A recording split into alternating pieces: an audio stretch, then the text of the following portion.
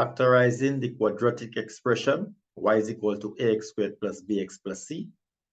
Well, actually, the expression is ax squared plus bx plus c using the magic x approach. So here we have an example, factorize completely x squared plus 9x plus 20.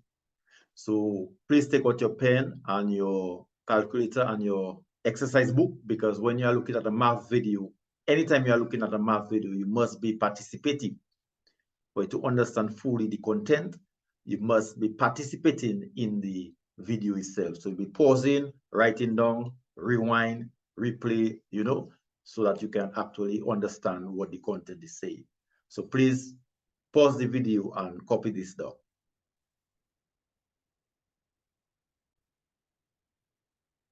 So the first step in factorizing the quadratic is identifying the A, B, and C, no matter which approach, because it's not only the magic X approach there is, but the first step is to identify what is A, B, and C. A is the coefficient of x squared.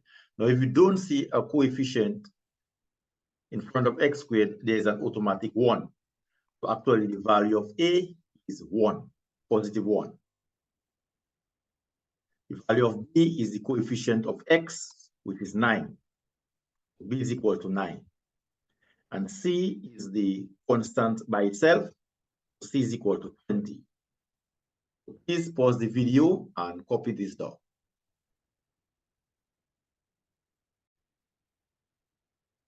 The next step is to draw a template of the magic X, as you can clearly see here.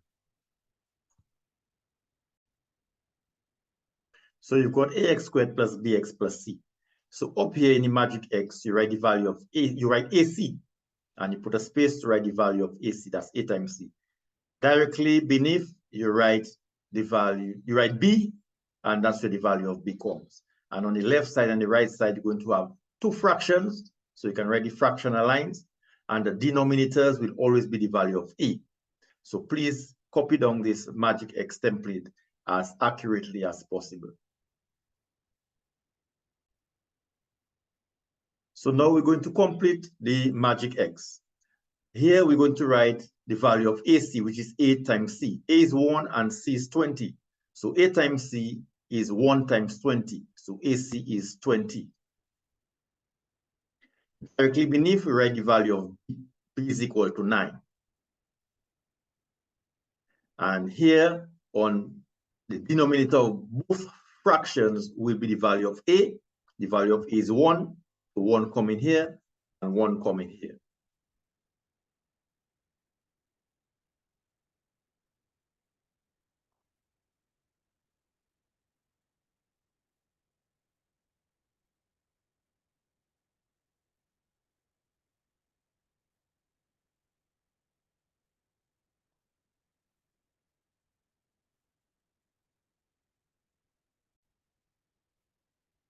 So very importantly, the denominators of these both fractions must be the value of A. 1 and 1 in this example, because A is 1. Now the tricky part is to get those two numerators, okay? Now please hear me out, pause the video and write down what I'm going to say. These two numerators will be two factors of AC, which is 20. These two factors must multiply to give you AC, which is 20. And at the same time, they must add to give you the value of B, which is 9.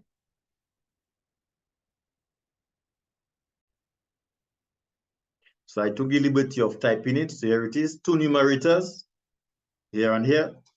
These are factors of AC. When multiplied, they must give you AC, which is 20. And when added, they must give you the value of B, which is 9. So to do this, let us list the factors of AC. Let us list the factors of 20 in pairs, because it's two of them we want. All right?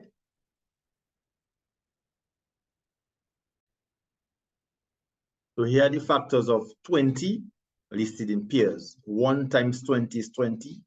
2 times 10 is 20. 4 5s are 20. 5 4s are 20. And 10 times 2 is 20. And 20 times 1 is 20. So here are the factors of 20 listed in pairs. So please pause the video and copy this down. Now we have to select from this set two factors will appear such that when you add them, you must get 9. So clearly this must be 4 and 5. Okay, so this will form the numerator 4 and 5.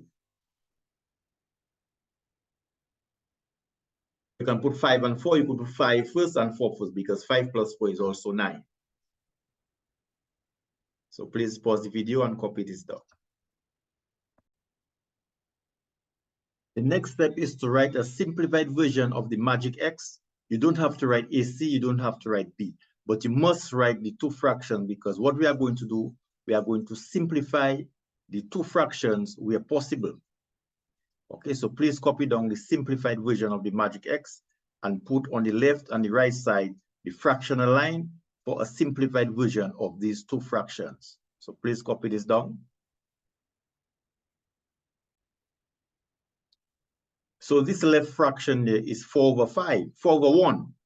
Now 4 over 1 is already in the simplest form, so you do not have to simplify it any further.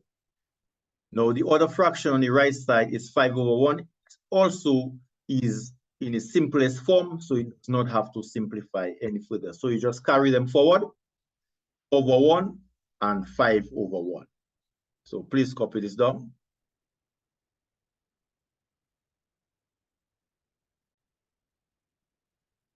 Now, as we see, our final answer must have a pair of brackets side by side, and each pair must have X in it, okay?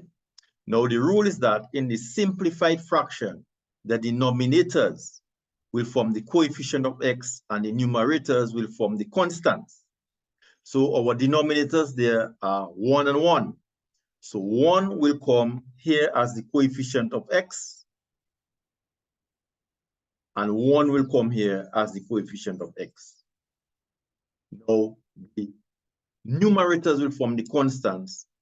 Actually, this is a positive 4, and this is a positive 5. So our numerators now will form the constants. So we'll have 1x plus 4 and 1x plus 5. And this will form the final answer. Please pause the video and copy this down, rewind and replay it so you can fully grasp it. So here's a zoomed perspective of the final answer. Here you have those two fractions carried forward because they're already in the simplified form, and the numerators will form the constants, and the denominators will form the constants. Please be very careful. No, the denominators will form the coefficient of X. Okay, try not to mix this up. The denominators will form the coefficient of X, and the numerators will form the constants.